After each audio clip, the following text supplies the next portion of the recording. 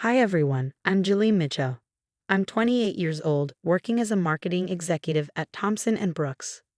Today, I want to share how my mother-in-law, Patricia, turned what should have been the happiest moments of my life into an ongoing nightmare. My husband, Mark, and I had been together for 3 years before tying the knot. Our love story was perfect, until wedding planning began and Patricia's true colors emerged. I'll never forget the day at the bridal shop. I stood in front of the mirror, admiring my dream dress, while my mom, Linda, beamed with pride, her eyes glistening with happy tears. "Darling, are you sure about that dress?" Patricia's sharp tones sliced through the moment.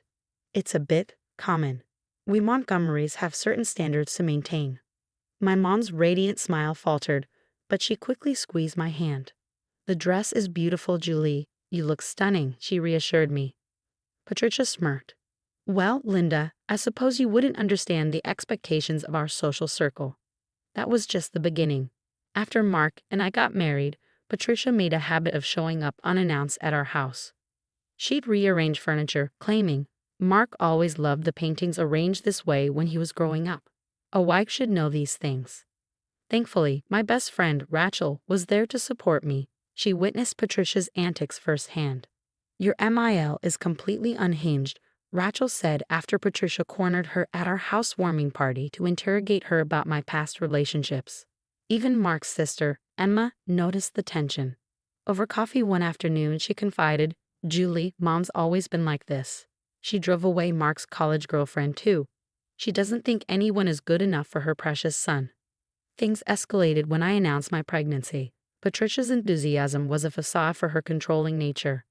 "Oh, sweetheart, finally, a grandchild," she exclaimed. "Now I've already planned the nursery. Sage green walls, none of that awful yellow you mentioned." "Patricia, we've already decided on the design," I said firmly. "My dear," she replied with a patronizing smile, "I raised Mark. I think I know what's best for my grandchild." My mom tried to help by bringing over home-cooked meals and offering genuine support, but Patricia constantly undermined her efforts. "Linda, dear, shouldn't you focus on your own life instead of hovering?" "Julie has me now," she quipped one evening. The breaking point came during my baby shower. Patricia hijacked the planning, even though Rachel was the organizer. "This isn't some backyard barbecue," she scoffed. "My friends from the hospital board will be attending."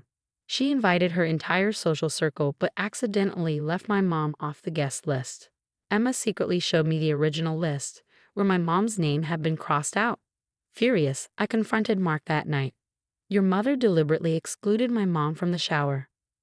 "Babe, I'm sure it was just an oversight," Mark said, his tone pleading. "You know how busy she's been with the planning." Little did I know, the real storm was yet to come.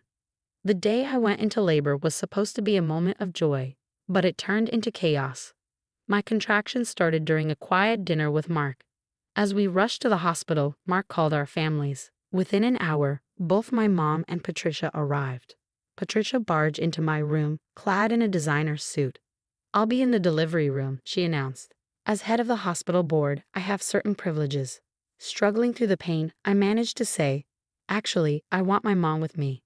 "Don't be ridiculous, Julie. Linda doesn't have the social standing to handle such a delicate situation." Patricia snapped. My mom, who had been quietly arranging my comfort items, finally spoke up. "This isn't about social standing. It's about Julie's comfort." Patricia's face twisted with indignation. "Security," she shrieked, pressing the emergency button. "This woman is harassing my daughter-in-law." Two security guards rushed in as Patricia put on her best concerned act. "I'm Mrs. Montgomery, hospital board director," Patricia declared, her voice dripping with self-importance. "This woman is making my daughter-in-law uncomfortable during labor. She's my mother." I screamed, another contraction hitting hard. The commotion drew Jenny, my nurse, into the room. Jenny had been thoroughly briefed on my birth plan. "Mrs. Montgomery," she said calmly, "I have copies of the approved delivery room list. Linda Mitchell is specifically listed as the primary support person." Patricia wasn't done. She pulled out her phone and began pacing. "I'm calling Dr. Richardson right now. This is unacceptable."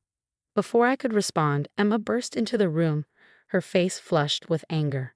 "Mom, stop it. I recorded everything you said at the baby shower about planning this." "You did what?" Patricia froze, her face draining of color. Yeah, Emma replied, holding up her phone. Including how you bragged to your friends about making sure that woman wouldn't be anywhere near your grandchild's birth. The security guards exchanged uneasy glances, clearly realizing they'd been manipulated. At that moment, Rachel arrived, her phone in hand. "Oh, Patricia," she said with a sharp smile. "Want me to share those texts where you schemed to ban Linda from the hospital?" Mark finally found his voice. "Mother, leave. Now." "But darling, I'm only trying to protect."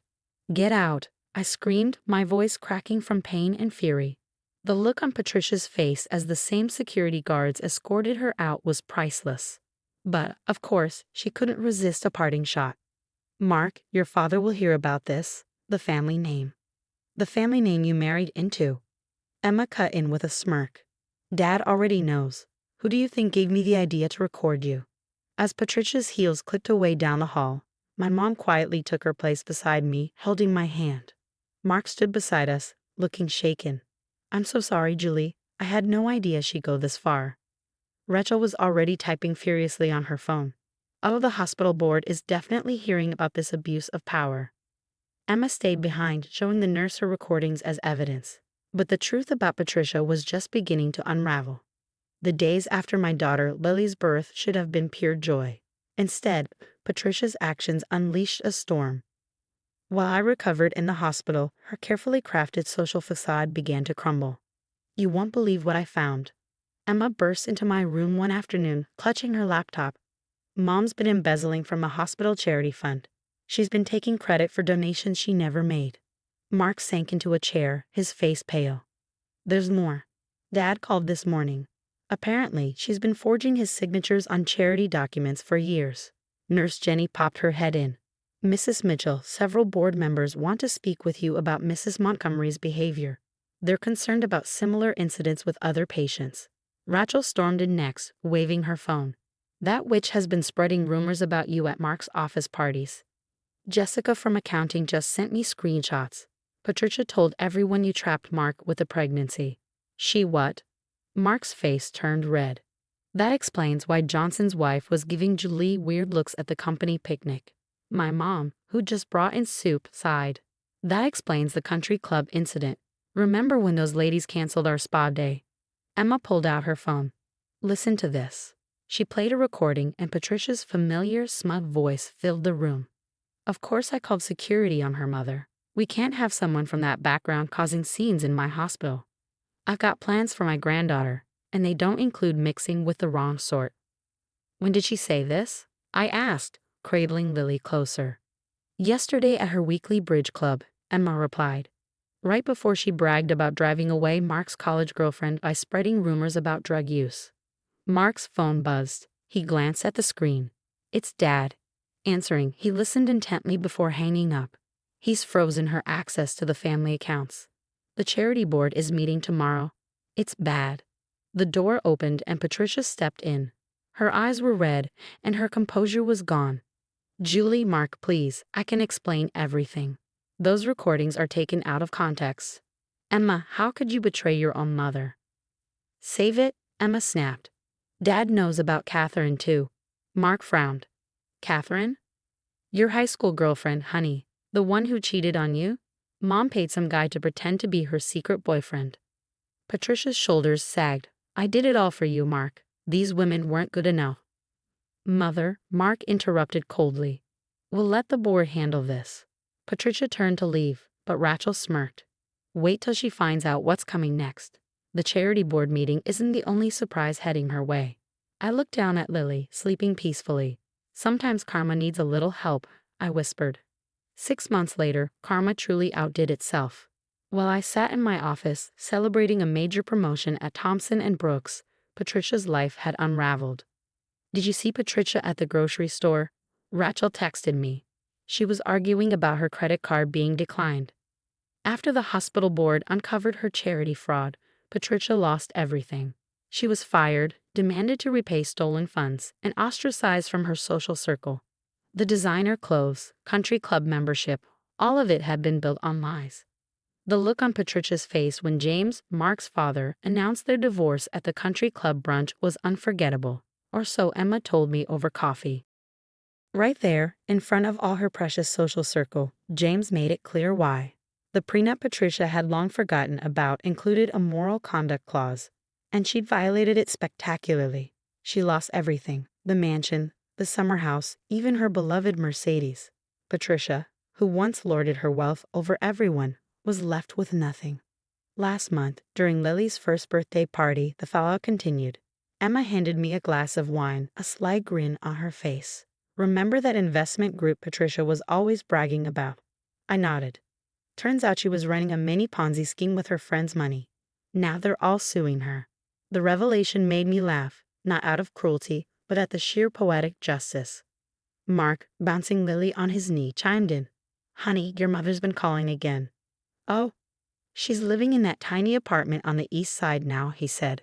"The same neighborhood she once called questionable when your mom lived there."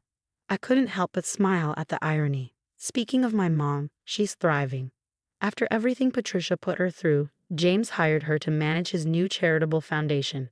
She's shining in her new role, and the same women who once looked down on her now scramble for her approval. "Please tell your mother we'd love her input on the Children's Hospital fundraiser." They simper when they see me. Even Rachel couldn't help but laugh.